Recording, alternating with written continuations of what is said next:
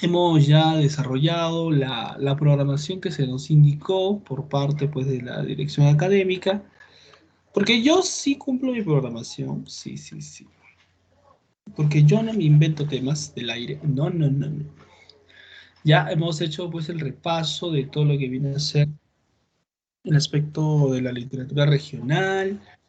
Hemos hablado la semana pasada de lo que viene a ser lo prehispánico, lo peruano, ahora nos toca hablar de lo hispanoamericano y lo universal, con eso cerramos.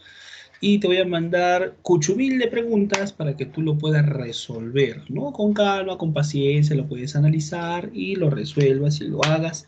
Y así todos contentos, felices, nos vamos al examen el día un sábado o domingo. Bueno, ya supongo que te darán las indicaciones, ¿no? Al final de la clase también vamos a dar algunos tips, algunas indicaciones puntuales para que puedas ir con todas las ganas del universo a dar tu examen el día que te corresponda. ¿Ya?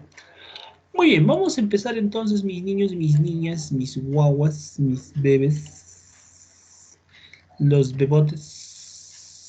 Vamos a empezar con el desarrollo de la literatura hispanoamericana. ¿Ya?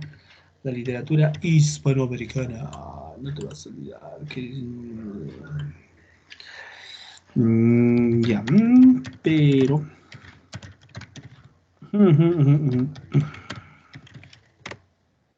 Ya. Caray, caray, caray, caray. Cosas de la vida, cosas del amor. Vamos. Listo entonces, mis niños, ¿ya? Vamos a comenzar con eso. Ya, ya. Muy bien, para empezar a hablar de la literatura hispanoamericana, lo bueno y lo interesante es que tenemos esto, ¿no? Son cinco autores, ¿ya? Cinco autores que están dentro de la llamada literatura hispanoamericana. Los hemos hablado, los hemos tratado, cada uno de ellos, y bueno, tenemos que hacer el análisis correspondiente, ¿ya? Aunque nada, es un pequeño repasito, nomás, un pequeño repasito. Sencillo, fácil, para recordar, para refrescar un poquito la memoria. Siempre es bueno, ¿ya? Siempre es muy bueno, muy bueno. La, la, la. Interesante. Ya, vamos. Profe, arrancamos con finales del siglo XIX. Aparecerá esta corriente llamada el modernismo. Ya aparecerá. Porque justamente el quien funda el modernismo es el autor que tú ves en pantalla, el poeta nicaragüense Rubén Darío, que en sí se llamaba Félix Rubén García Sarmiento, ¿no? O conocido como el poeta de los cisnes, porque el cisne era la alegoría de este modernismo. El poeta tiene cuatro etapas. La primera etapa que es los rasgos del romanticismo, algunos rasgos todavía que quedaban del romanticismo. En la segunda etapa funda esta corriente del modernismo con la obra Azul. En la tercera etapa, la etapa de la plenitud, de la cumbre del modernismo, ahí está pues prosas profanas, ¿no? Y en la cuarta etapa es la etapa del decaimiento cuando cae pues el modernismo, canciones de esperanza, ¿ya? Entonces, es un modernista. El modernismo tiene características muy particulares. Dentro de prosas profanas, ya hay un poema llamado Sonatina, que es un poema muy modernista, recontra modernista. Tiene alejandrinos, ¿no? 14 sílabas métricas, tiene una rima perfecta o consonántica, obviamente de arte mayor, presenta una temática exótica, cosmopolita, la belleza por el lenguaje, habla de princesas, príncipes, dragones, negros, alabardas, a las madrinas, habla de cosmopolitismo, habla de China, Golgonta, habla de Argentina, habla de varios aspectos, ¿ya? Es netamente modernista por estas características que presenta pues dentro de su estructura, ¿ya? El modernismo fundado por Rubén Darío en 1888, la obra Azul. Pasamos, cambiamos de siglo, nos vamos al siglo XX y empezamos dentro de esto con el vanguardismo, ¿ya? De Pablo Neruda, que en sí se llamaba pues Neftalí Ricardo Eliezer Reyes Basual. Entonces era su nombre real, que al fin y al cabo pues se lo cambió por Pablo Neruda. El autor, el poeta, tiene también 4 etapas. La etapa modernista, que corresponde pues a 20 poemas de amor y una canción desesperada, su etapa vanguardista surrealista, Residencia en la Tierra, su etapa de compromiso social, España en el corazón, y su cuarta etapa, que es la etapa del poeta profesional, Versos del Capitán y 100 sonetos de amor, ¿no? Como ya te mencioné, la obra más importante, la más conocida a nivel mundial, extramundial, extraterrestre, o sea, por todo el cinturón de Orión, inclusive hasta la galaxia de Andrómeda, es pues 20 poemas de una canción esperada. Pero la universidad te pide los versos del Capitán. 1952, Italia, la isla de Capri va a ser el escenario de la inspiración de este poemario. Es más, no, perdón, estoy hablando yo, Matilde Urrutia, que era su amante, es la que está vinculada a este poemario.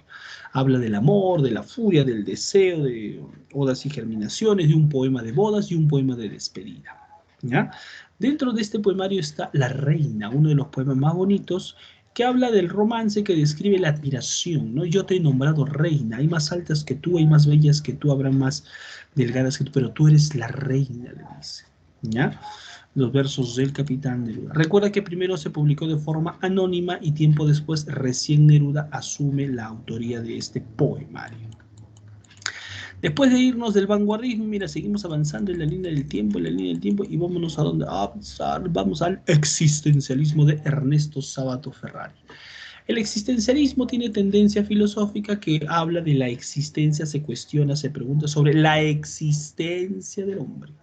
Ernesto Sábato Ferrari es un escritor argentino que vivió casi 100 años. El túnel de 1948 es su primera novela. Su primera novela. Ojo, es una novela psicológica. A su vez, inicia la trilogía existencialista de Sábato. El túnel, Sobre héroes y tumbas, Abadón el exterminador. La trilogía. Trío 3. Qué chévere, profe. Novela psicológica, claro, pero aunque también tiene tintes policiales. El tema es la soledad y la obsesión. Hablamos de Juan Pablo Castel, un famosísimo pintor de unos casi 40 años, 38, 37 años, que desprecia las cofradías, las asociaciones, los grupos, a los psicoanalistas, los desprecia totalmente, ¿no? Se ensimisma. Pinta un cuadro llamado Maternidad, el cual lo conecta, ¿ya? Lo conecta con María Iribarne. María Iribarne se ve proyectada en ese cuadro y ese es el medio por el cual ellos dos se unen. Aunque María Iribarne es una mujer fría, calculadora, despiadada, engreída, frívola, que está casada con Allende, un hombre ciego, y que aparentemente tenía amoríos con su primo político Hunter, ¿no? Aparentemente, eso no se puede confirmar. Quien nos cuenta la historia es Juan Pablo Castel. Él inicia contando la historia, se presenta y se confiesa. Dice, bastará que diga que soy Juan Pablo Castel, el que asesinó a María Iribarne, ¿ya? Que asesinó a María Iribarne. Claro, nos cuenta esto para librarse pues de la culpa, ¿no? La soledad, la obsesión, la simbología del túnel, porque la vida de Juan Pablo fue como un túnel, ¿no? Separado del mundo, ¿ya? Separado del mundo. Así fue más o menos su vida. Del existencialismo de Sábato, vámonos pues al realismo mágico, al precursor del realismo mágico, que es tu pata, tu causa, tu yunta, tu brother, se llama Juan Rulfo. El mexicano Juan Rulfo, ganador pues del premio del premio Asturias, Miguel Ángel Asturias, tiene una novela, su primera novela, ya de 1955, Pedro Páramo, ¿ya? Es una novela en cuyo tema es la muerte sin perdón, la muerte que se da, pues, ¿en donde Prosor se da? En Comala. Comala es un pueblo ficticio que surge de la inventiva de Juan Rulfo. El personaje, Juan Preciado, regresa a Comala por encargo de su madre, Dolores Preciado, para que busque a su padre, que se llamaba Pedro Páramo. Al llegar a Comala se va a encontrar con un sinfín de situaciones muy curiosas. Se encuentra con Abundio, de Orígenes de Hada, Damiana Cisneros, todas ellas están muertas, son fantasmas, pero hablan con Juan Preciado. Después de este detalle, ya nos van a contar la historia de Pedro Páramo. Pedro Páramo, pues, era una persona desalmada, despiadada, abusivo, corrupto, violador, asesino, una desgracia era. Pero obviamente lo único bueno que hemos encontrado en Pedro Páramo, ¿sabes qué cosa es? Su amor hacia Susana San Juan. Fue lo único bueno que se ha encontrado en Pedro Páramo, nada más. Estaba enamorado pues de Susana San Juan muchísimo tiempo. Al final Susana San Juan se vuelve loca y se muere. Pedro Páramo es asesinado por Abundio, su hijo no reconocido.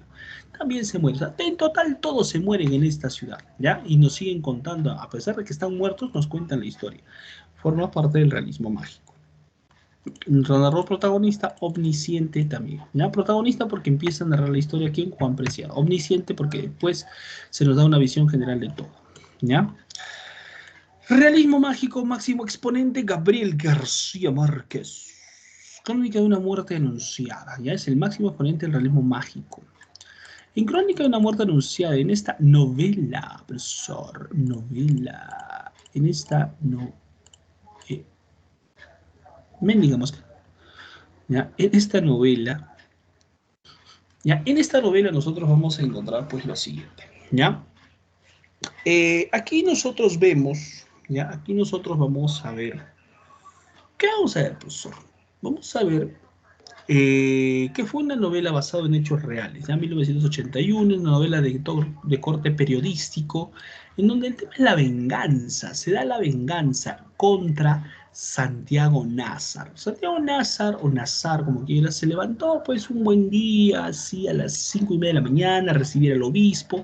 Fue el obispo, al final pasó y se fue, estaba caminando, fue a la casa de su enamorada, lo acusan de que era un desgraciado, él ni enterado, está caminando de regreso a su casa, y lo alcanzan dos personas, ¿no? Un par de gemelos, y lo matan, así de simple, en la puerta de su casa. Entonces, todo descuadrado, ¿pero por qué? ¿Pero por qué, profesor, lo han matado a Santiago Nazar? Ah, es que Santiago Nazar fue acusado por parte de Ángela Vicario de que él, o sea, Santiago Nazar, la había deshonrado, o sea, le había quitado su virginidad. Y por eso, pues sus hermanos, Pedro y Pablo, ¿ya? Tomaron venganza. ¿Esto a partir de dónde? Bayardo San Román había llegado a este pueblo, era un ingeniero de trenes y buscaba una mujer para casarse. Y justo la ve Ángela Vicario, la ve bien bonita, bien chévere, le manda regalos. La familia al inicio no quiere, pero después se entera que tiene plata y sí quiere, o mágicamente. Y se casan, ¿no? Se casan, pero en la noche de bodas Bayardo San Román descubre de que Ángela Vicario no es virgen. Por eso la regresa, una humillación totalmente para él. Bueno, no es parte del machismo de aquella época. ¿Ya? Entonces la regresa a rastra de pelos, la golpea, la deja ahí y se va, ¿no? Todo deshonrado, todo contrariado, pues, ¿no? Supuestamente su mujer tenía que ser virgen, ¿ya? Y bueno, por eso Ángela Vicario lo acusa a Santiago Nazar. La novela no nos dice si realmente fue Santiago Nazar quien la deshonró, porque inclusive da una visión un poco más amplia de Santiago Nazar. Todo el mundo sabían que lo iban a matar a Santiago Nazar, pero obviamente lo único que no sabía era él. Bayardo San Román se fue, Ángela Vicario se sentía mal, le escribía cartas por 17 años, Bayardo San Román nunca respondió ninguna carta y después de tiempo regresa pues a este pueblo y se reencuentra con Ángela Vicario, ¿no? Basado, repito, en un hecho real. Ahí tienes la imagen completa para que puedas tomarle captura de pantalla y todos somos felices, todos somos contentos y así vas y das tu examen, ingresas y felices y contentos, ¿no? Muy bien. Listo. Ahí y vámonos a lo siguiente.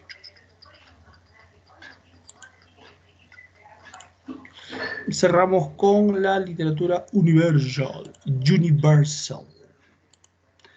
Profesor Universal, sí, la literatura universal. Uy, ya está. Profesor, una pregunta. Te escucho. ¿Cuál es la mejor forma de organizar las fechas? ¿Por años o por siglos? Dependiendo de qué estemos hablando. dependiendo. Si es que hablamos de la universal, es por siglos, ¿no? Si es la literatura hispanoamericana, es por años. No sé si me dejaba entender. Ok, Porque profe, gracias. si hablamos de hispanoamericano, ¿ya? Si hablamos de literatura hispanoamericana, lo que la UNSA nos pide son solo 5 autores, ¿ya? 5 autorcitos, nada más. Entonces, ahí podríamos hacer una división por años, ¿ya? Porque la mayoría está en el siglo XX, ¿no? Entonces sería algo, no tendría mucho sentido dividirlo por siglos, sino por años, ¿ya? Por ejemplo, si te hablo de Rubén Darío, te hablo de 1888, 1896, me voy a Neruda, 1924, 20 poemas de amor, me voy a Sábato, 1948, me voy a Rulfo, 1955, estoy hablando de la obra, me voy a García Márquez por la obra 1981. ¿Ves? Por obras, yo te estoy mandando por fecha, ¿no? Por año. ¿Ya? Entonces, aquí, por ejemplo, lo que vamos a ver nosotros en la literatura universal es división por siglos, porque cada siglo tiene una corriente, ¿no? Y en cada siglo aparece un autor. Y también vamos a hacerlo por fechas, ¿ya? Lo importante es que se tenga en cuenta en claro en qué época nos estamos concentrando o en qué época estamos nosotros hablando, ¿no? Por ejemplo, ya justamente lo que te iba a mencionar. Por ejemplo, mira, ¿ya? ¿Ves? Por ejemplo, acá mira aparecen dos fechas, bueno, dos siglos totalmente diferentes. Antigua, la época antigua y la época medieval. Si hablamos de siglos, pues ya época antigua, antes de Cristo, se me imagino. Ya si yo te hablo de época medieval, te hablo del siglo ¿qué? Del siglo IV hasta el siglo XIV, siglo XV, ¿ya? Hasta el siglo XV. ¿Ya? Abarcó bastante tiempo en la época medieval, muchísimo tiempo. Pero voy a ser un poco más específico y vamos con lo siguiente. En la época antigua, mira, antigua Grecia, ¿ya? Está el periodo jónico, que es más antiguo, en donde está Homero, y el periodo ático o el siglo de Pericles, que está vinculado a Sófocles. Lo de jónico y lo de ático ustedes lo manejan por historia, ¿ya? Historia universal, también igual la historia universal. Por ejemplo, si yo te hablo de Homero, te hablo de la corriente del clasicismo, ¿ya? Del clasicismo. Profe, Homero, ¿ya? La Ilíada. Es una epopeya. La epopeya narra las historias de un héroe, de héroes en todo caso. El tema central es la cólera de Aquiles, que es nuestro héroe central. Aquiles, ¿ya? Aquiles, surge la cólera de Aquiles por dos motivos. Uno de ellos es que le roban a su esclava, le quitan a su esclava Briseida. ¿Quién? Agamenón. Por eso Aquiles en esta guerra de Troya se retira, ¿ya? Recuerda que la Ilíada nos habla de 51 días del último año de la guerra de Troya. La guerra de Troya duró 10 años. Entonces Aquiles se enojó y se retiró. Los griegos están perdiendo hasta que Patroclo se pone las armaduras, le pide las armaduras a Aquiles y se las coloca y va a enfrentar a los troyanos. Héctor lo mata a Patroclo. Aquiles se entera de ello y surge la segunda causa de su cólera. Aquiles regresa a la batalla y lo mata a Héctor, lo arrastra por todas las murallas de Troya hasta que el rey Príamo, rey de Troya, le pide a Aquiles que por favor le devuelva el cadáver de su hijo y este le hace los funerales apropiados, ¿no? Aquí en ningún momento se habla de ningún caballo de Troya, por si acaso, ¿no?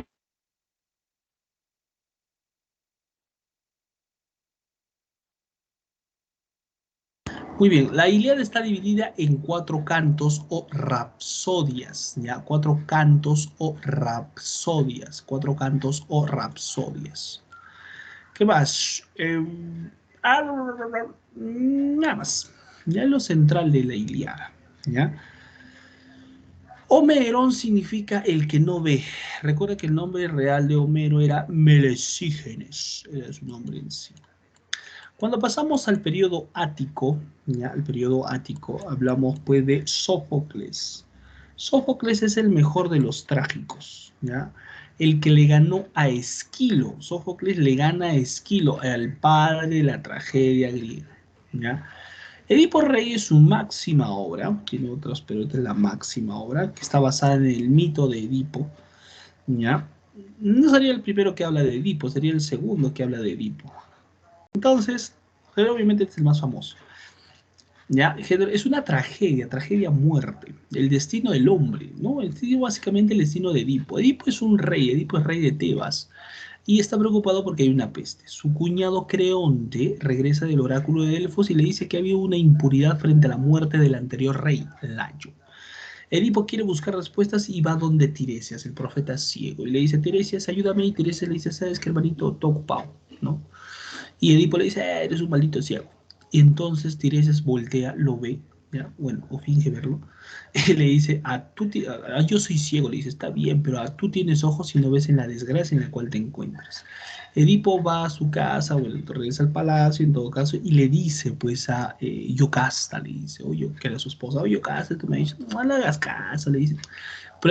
Habían predicho de que el hijo que tuviera con mi ex marido, porque se murió, y los iba a matar y tal la jarana, pero mira, no ha pasado nada.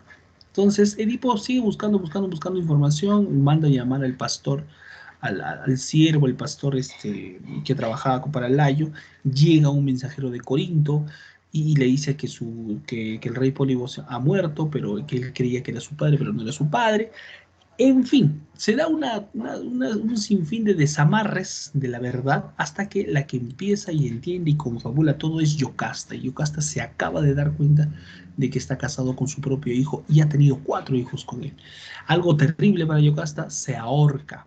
¿Ya? Cuando Edipo también empieza a entender la situación y descubre que está casado con su madre, regresa al palacio, ve a su madre muerta y se arranca los ojos, símbolo de que la verdad está dentro de nosotros, ¿no?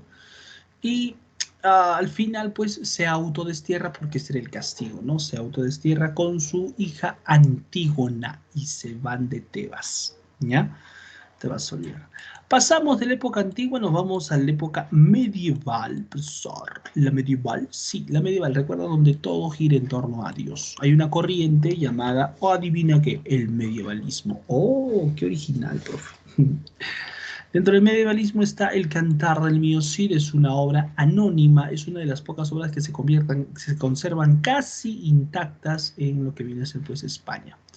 Esta obra es un cantar de gesta. Recuerda que los cantares de gesta eran cantados, son poemas en sí, no son poemas, eran cantados, recitados por los juglares.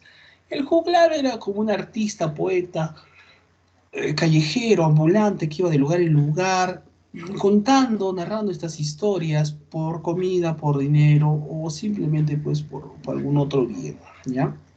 Esa era la vida del juglar. El restablecimiento del honor, ¿ya?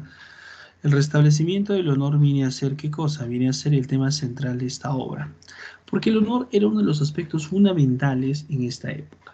Profe, personajes, el Cid, sí, en árabe significa señor. El Cid Rodrigo Díaz, que nace en Vivar, Rodrigo Díaz de Vivar, ya, es el personaje central de todo esto.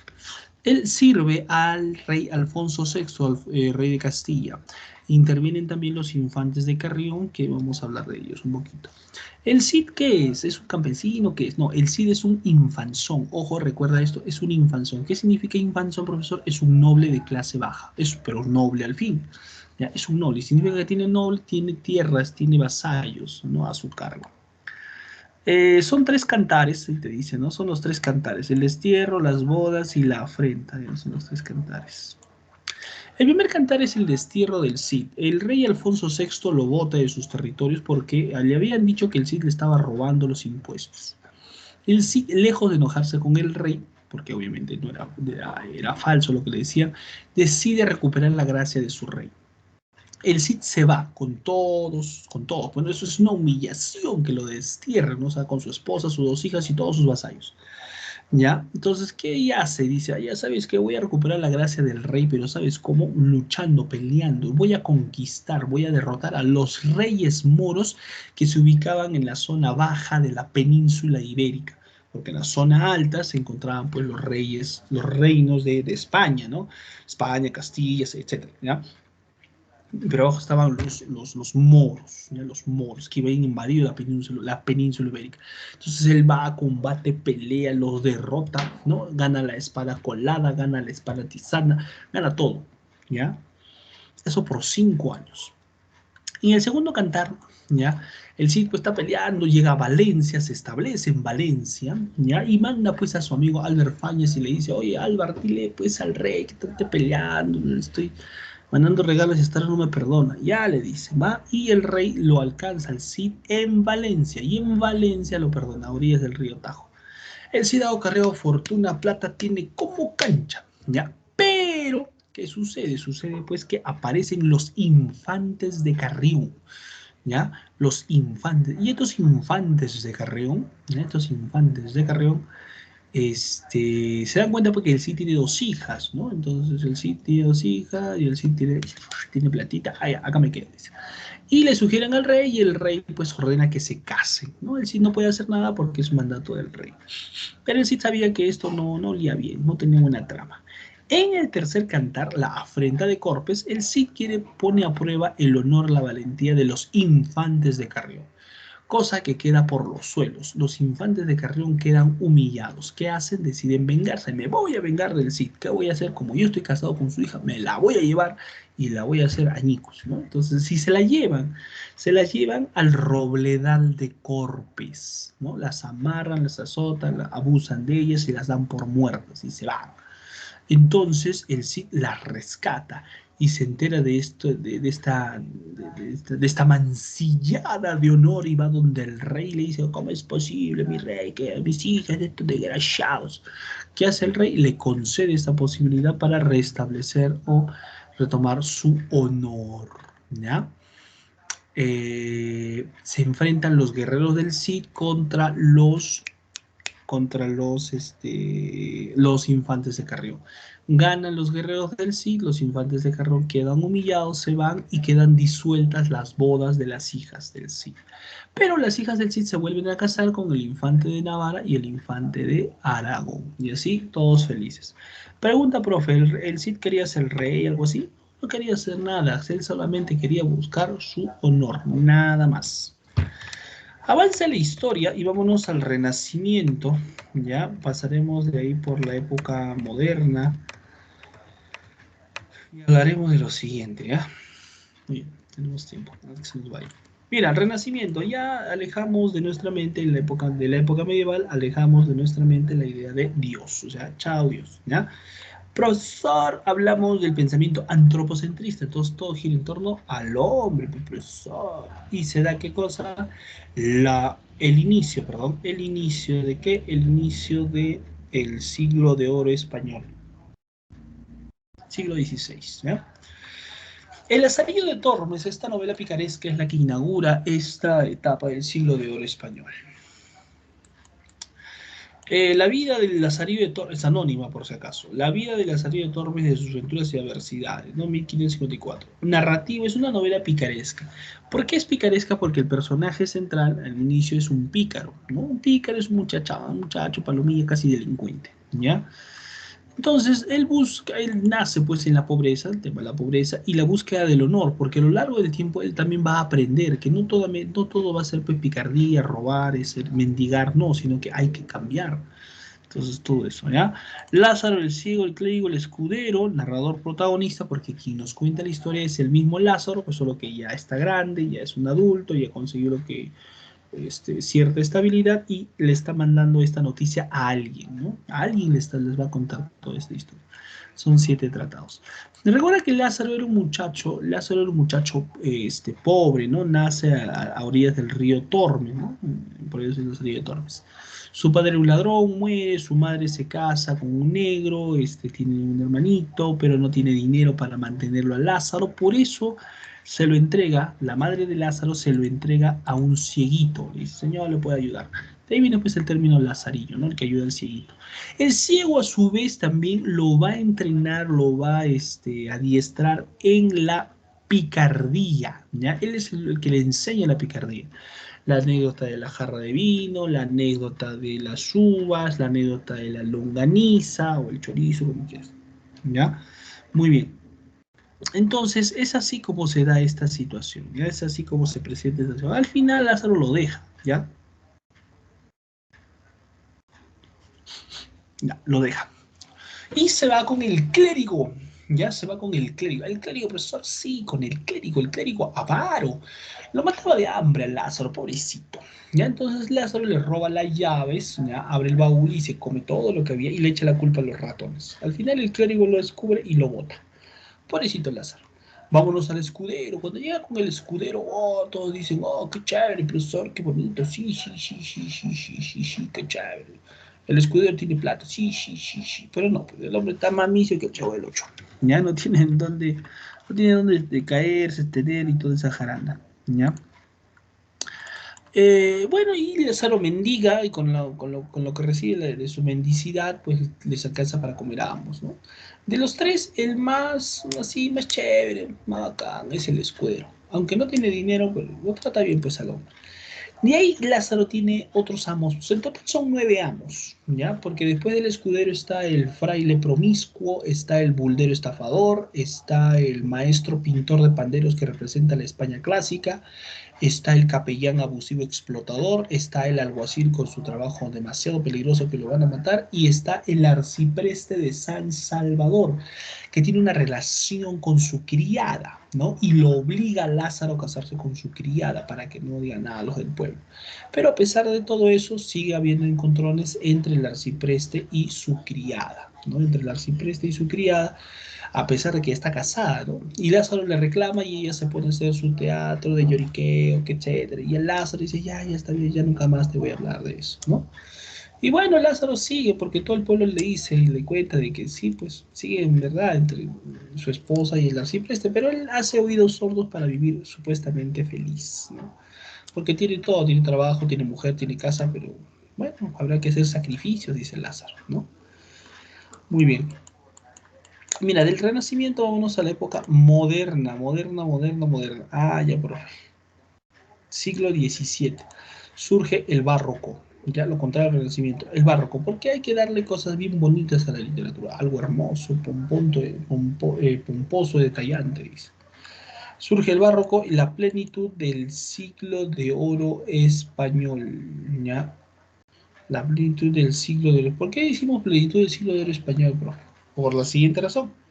Porque España empieza a destacar tanto en teatro con Lope de Vega, en poesía con Quevedo y en la narrativa con Cervantes, ¿ya? Por eso es el siglo de oro español, entre el siglo XVI y siglo XVII, ¿ya? Más que todo siglo XVII. Barroco, Cervantes, el máximo exponente de El Quijote, ¿ya? Bueno, su obra máxima, perdón, es El Quijote, ¿ya? Género narrativo, especie novela, novela caballeresca. Y la lucha entre el idealismo y el idealismo del Quijote, el materialismo del mundo de Sancho, etcétera. Don Quijote en sí se llamaba Alonso Quijano, ¿ya? Un viejito que ha leído novelas de caballero durante mucho tiempo en su vida y ahora se cree un caballero. Utiliza las armaduras de su abuelo y agarra un caballo viejo, ¿ya? Le pone Rocinante. Y él se cambia de nombre de Alonso Quijano, pasa a ser Don Quijote de la Mancha. Recuerda que así empieza la obra, en algún lugar de la Mancha que no recuerdo, ¿ya? Profe, sale entonces a las aventuras, pero primero se hace nombrar caballero. Después de eso se da cuenta que necesita un ayudante, un escudero. Por eso regresa al pueblo y lo ve a Sancho y le dice, Sancho, te voy a pagar y aparte te va a dar vas a ser gobernador de unas tierras. Ya les dice Sancho, ya bacán, les dice Sancho, ya pues y empiezan las aventuras, empiezan las anécdotas, como estaba pues loquito el viejito, pensaba que un rebaño de ovejas era un grupo de soldados, pensaba que los molinos de viento eran pues gigantes, y empieza un sinfín de sus aventuras. Recuerda que el Quijote tiene una inspiración, ¿ya? Claro, porque todo caballero tiene una inspiración. Ah,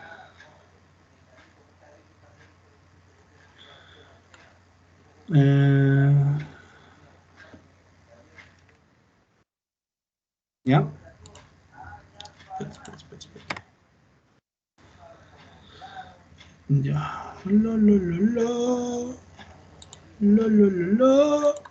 Ya, entonces, tiene una inspiración. ¿Y quién es la inspiración del Quijote? Es su amada. ¿Su amada, profesor? Sí, su amada. ¿Y cómo se llama su amada, profesor? Se llama Dulcinea del Toboso. Dulcinea del Toboso es una, bueno, era una muchacha que conoció a Quijote cuando era joven, pues la idealiza, ¿no? Aunque no aparece en la historia, aunque en realidad se llama Aldonza Lorenzo, pero no aparece en la historia. Entonces, Don Quijote dice que tiene que ser digno de ella y por eso esa penitencia. Pero al final es capturado por el barbero y el cura del pueblo, ¿no? Donde él vivía y lo lleva, bueno, de regreso. Oh, pobrecito, dice, profe. En la segunda parte, el Quijote es tratado con un poco más de respeto que en la primera, que lo bufoneaban, pero acá es más con respeto. Sale, ¿no? La tercera salida se da y en esta sí, realmente Sancho llega a ser gobernador de la ínsula de la Barataria. Es un buen gobernador, muy aparte de que sea analfabeto, pero es un buen gobernador. Pero la presión del gobierno, del costado, hace que renuncie y regrese con su amo Don Quijote, ¿no? Que a la sombra del sol lo ve como el caballero de la triste figura. Siguen caminando, caminando, caminando y bueno, pues Don Quijote regresa a su casa tras ser vencido por el caballero de la Blanca Luna, que en realidad era su amigo Sansón Carrasco.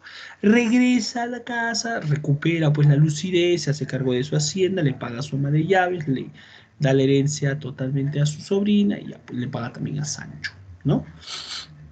Entonces, todas estas historias involucran pues esto, ¿no? La combinación del idealismo y el materialismo. Quijote primero era un idealista, pero después regresa a una realidad tan terrible, ¿no? Sancho pertenecía a una realidad terrible, pero después de todo lo que ha vivido genera pues ese aspecto idealista, ¿no?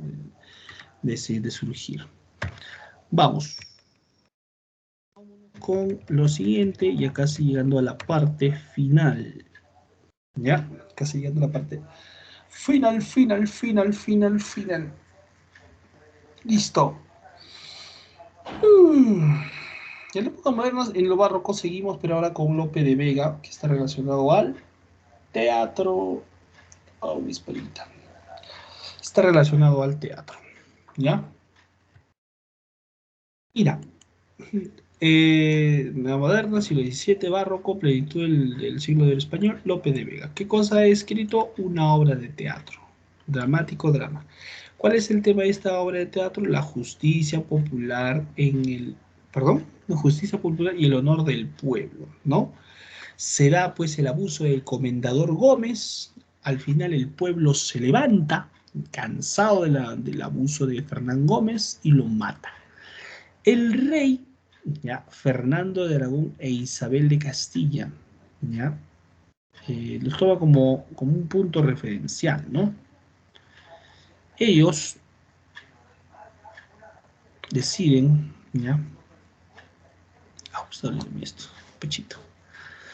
Ellos deciden ajusticiarlo, ¿no? Y deciden cuando llega el juez y deciden unirse en una sola voz. Cuando les preguntan quién mató al comendador, ellos dicen Fuente Ovejuna lo hizo. El rey, al enterarse de todas las atrocidades que hacía el comendador Gómez, decide perdonar al pueblo de Fuente Ovejuna. Ya los perdona, recuperan su honor y los perdonan. Los perdonan y recuperan pues, su honor. ¿Ya? Muy bien. Después del barroco, vamos al siglo XVIII, está el periodo neoclásico, la corriente neoclásica. Mira, el neoclásico que predomina la razón, somos racionales, muy pensativos, y la literatura didáctica. O sea, la literatura ahora no tiene un sentido de pasión, de vivir así, oh, qué bonito, chévere, wow. No, ahora tiene un sentido más didáctico, ¿no? Más que todo para enseñar. Pero no hablamos del neoclásico porque nos vamos a la época contemporánea en donde en el siglo XIX se habla ya en Alemania del romanticismo. ¿Ya? El romanticismo. No te olvides. Este romanticismo tiene un carácter muy subjetivo, ¿ya? La naturaleza, sentimientos, etc. Las cuitas del joven Werther es la novela que habla de este romanticismo, el amor infortunio, el infortunio del amor. Es una novela epistolar semi-autobiográfica. Werther al final se suicida, ¿no? Es el suicidio de Werther que da pie pues justamente a este aspecto del desarrollo de la literatura. Ya las cuitas. Recuerda que él se asesina, se suicida con su pantaloncito amarillo, su fraja azul, ¿no? En su estudio y ¡fum! Se dispara. Recuerda que se dio el efecto Werther, El efecto Werther fue una ola de suicidios en toda Alemania. El romanticismo español, el romanticismo tardío con Gustavo Adolfo Bécquer y su obra Rimas y Leyendas. Cuando hablamos de rimas y leyendas, ya se habla de la rima número 53, una de las más famosas, que dicen: volverán las oscuras golondrinas sus nidos en tu balcón a colgar, colgar en tu balcón sus nidos, ¿ya? Así dice. Ah, ya, profito, chévere. Entonces, habla básicamente de la irrepetibilidad del amor. Claro, porque todo pasa, todo cambia, todo sigue su curso, pero lo que nosotros hemos vivido tú y yo no va a regresar eso, ¿ya? Rima sonática en los pares, polímetro, combinan decasílabos y heptasílabos. Y otro aporte dentro de Bécquer son las leyendas, ya son las leyendas. Maese Pérez, el organista, habla del misterio, ¿no? El que al final Maese Pérez tocó el órgano por mucho tiempo hasta que se enfermó y se murió, ¿no? Al año siguiente estaban buscando un pianista, no había. Llevan a la hija y la hija acepta, pero después dice: no, no, ahí está todavía mi padre, dice, ¿no? El misterio. Wow, socó el misterio. Por último, ahí está. Vamos haciendo una evaluación rápida, fácil y sencilla.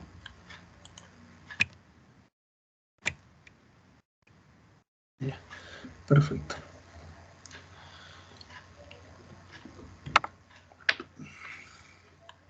Muy bien. Ya en esta última parte hablamos de finales del siglo XIX. Te dije, la influencia del modernismo llega hasta España, aunque recuerda que esta corriente surgió en América. Antonio Machado es un poeta español, forma parte de la generación del 98, cuyo objetivo era reivindicar la identidad española, o sea, españolizar España. Luego, en este libro de Castilla, también de Antonio Machado, habla básicamente sobre la esperanza, ¿no? A un olmo seco, habla sobre la disrupción, el caos que sucedió pues en España durante mucho tiempo, pero hay una esperanza, dice, hay todavía una pequeña esperanza. Campos de Castilla. Pasando el siglo XIX y llegando al siglo XX, surge un surrealista muy interesante, que estuvo dentro del género, perdón, dentro de la generación del 27, ¿ya? Y la generación del 27, ¿qué buscaba, profe? Buscaba conmemorar a Luis de Góngora. ¿Cómo que conmemorar? ¿Ya? Reconocer los 300, hacer un reconocimiento por los 300 muertos de Luis de Góngora, ¿ya? Listo. Entonces, García Márquez, García Márquez, Federico García Lorca, perdón. Federico García Lorca tiene su obra Romancero Gitano. En este Romancero Gitano, ¿qué vamos a encontrar? Romances, son poemas, pues, ¿no? Que hablan del pueblo gitano, ¿ya? Denuncia maltratos, desapariciones y más. Hay un romance, el romance de la Luna Luna, que habla de la muerte de un niño, ¿no? En esa época pues morían así como si nada. Profe, el preexistencialismo y el expresionismo, perdón, y el preexistencialismo. Todo en unas rimas. Franz Kafka. ¿Qué sucede con Franz Kafka? Aguanta, ahora sí. Franz Kafka tiene esta novela llamada La Metamorfosis, es una novela corta que habla de la deshumanización del hombre. Gregorio Samsa se convierte en un insecto, pero lo primero que le preocupa es ir a trabajar. No se da cuenta en el horror y en lo grave que es de la situación.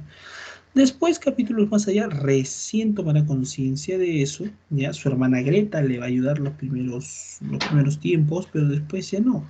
¿Ya? Después ya no. El señor Samsa es muy agresivo. Ya es muy agresivo con su hijo. La señora Samsa muy sumisa.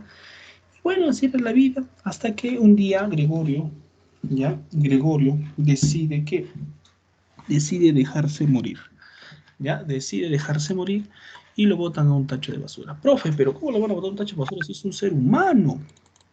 Por eso hablamos de la deshumanización del hombre. Cuando eres distinto, eres diferente, la sociedad te deja de lado. Por último, el vanguardismo de Ernest Hemingway. Ernest Hemingway, la generación perdida, ganador del Nobel de 1954, tiene una novela que se llama El viejo y el mar y que habla de la perseverancia, justamente lo que nosotros debemos tener, perseverancia, ¿ya?